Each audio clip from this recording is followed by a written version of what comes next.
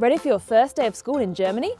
For me, this is a Schultüte, a giant homemade or shop-bought cone filled with cool stationery, sweets and other goodies that young kids get on their first day of school in Germany. The German school day traditionally runs from around 8 AM to 1 PM. But things are changing and many schools are now offering full days, which might include time for homework or extracurricular activities.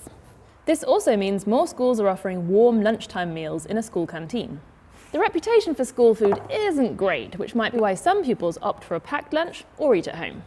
A big difference from my school days in the UK is no school uniform. And there are restrictions on homework at the weekends. Was magst du an der Schule? Ich mag, dass sie so groß ist. Dass Mädchen und Jungs gemischt sind. Dass ich meine Freunde immer sehe. Mein Lieblingsfach ist Bio, weil ich Tiere sehr mag. Ich mag gerne den Schulhof. Wenn man dann halt nicht so gut in der Schule ist, dass man dann halt umsonst Nachhilfe bekommt. Dass die Lehrer auch sehr, sehr nett sind. The marking system goes from 1 to 6, with 1 being the best. Although in the last few years of some secondary schools, 15 is the best, essentially a 1+. Which means you could technically end up with a very German 0.67 grade average. If you get a 5 in 2 or more subjects, you might have to repeat the year. Wie ist es, ständig Noten zu bekommen? Das hängt immer von der Note ab. Ich freue mich auch, wenn ich Noten bekomme. Gut, weil man dann ja sehen kann, wie gut oder schlecht man ist oder ob man sich noch besser anstrengen sollte. Andererseits finde ich es auch nicht so gut, wenn es schlechte Noten gibt, dass dann die Kinder direkt traurig sind. Eigentlich ganz gut, weil es so ein Feedback ist. Manchmal ein bisschen blöd, weil man sich halt jedes Mal anstrengen muss. Ich fände es schön, wenn man sozusagen weiß, an welchen Tagen man sich besonders anstrengen müsste. The most common foreign languages to learn are English, French and Latin. Yep, Latin. Dant etiam positis additum convivia mensis. One thing that really bugs me is that in German schools, an hour is not necessarily an hour. Classes are split up into Stunden, literally hours. Sometimes you might have a Doppelstunde, literally double hour. But one classic school hour is only 45 minutes long. Interestingly, competitive sport between schools isn't a big thing. Most people play sports in organisations outside of school. Okay, the next bit will require all your brain power. The German school system is complicated. Education is the responsibility of the state governments, so there are many differences across the country. Municipalities and individual schools also take some decisions. This allows for more freedom, but it also means that a lot of work gets done many times over. So this is roughly what the system looks like. Primary or elementary school is called Grundschule, and in most states that runs from grades 1 to 4. At the secondary level, the traditional model is a 3-tier system. At a Hauptschule, pupils aim to get their Hauptschulabschluss in grade 9 or 10, and then go on to a vocational college and/or an apprenticeship.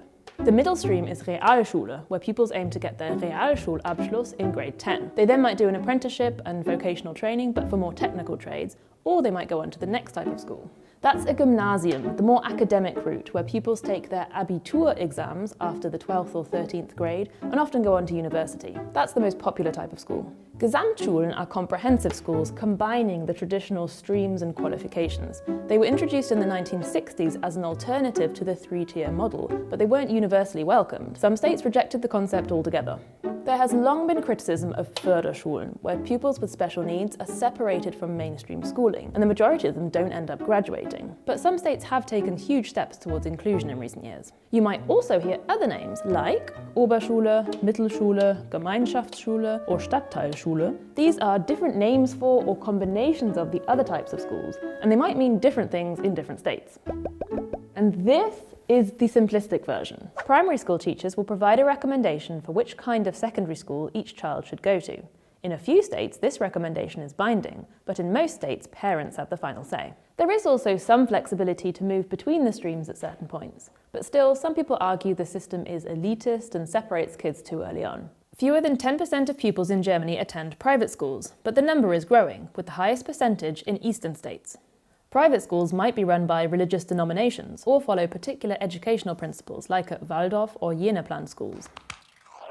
Homeschooling is illegal in Germany because children are seen to have a right to both a good education and socialization. The PISA report evaluates education systems around the world. The most recent report shows Germany performing above average in reading, maths and science, but seriously underperforming when it comes to equal opportunities for children from different social backgrounds.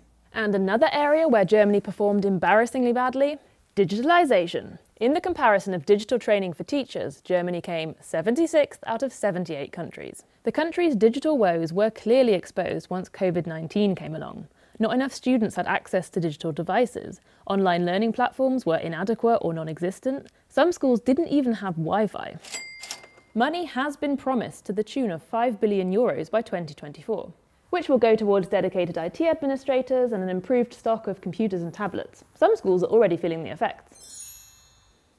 Even in the analogue realm, how well-equipped and maintained schools are varies a great deal. Some have modern classrooms, libraries and sports facilities, while others have gross toilets, shabby classrooms and missing equipment. School facilities are paid for by the local municipality, and some of them are simply broke. Federal or regional support often doesn't make it to the schools because of another one of Germany's perennial problems, cumbersome bureaucracy.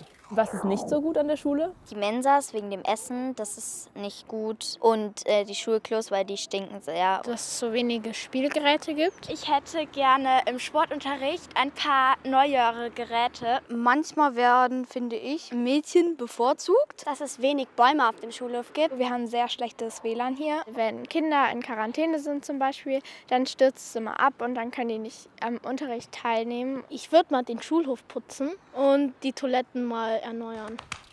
We started the episode on our first day of school, so let's end on our last. Particularly at gymnasium schools, graduation celebrations after the Abitur exams have become a rite of passage. The Abi-Streich is when pupils take over the school on their last day, planning pranks like covering the school in toilet roll.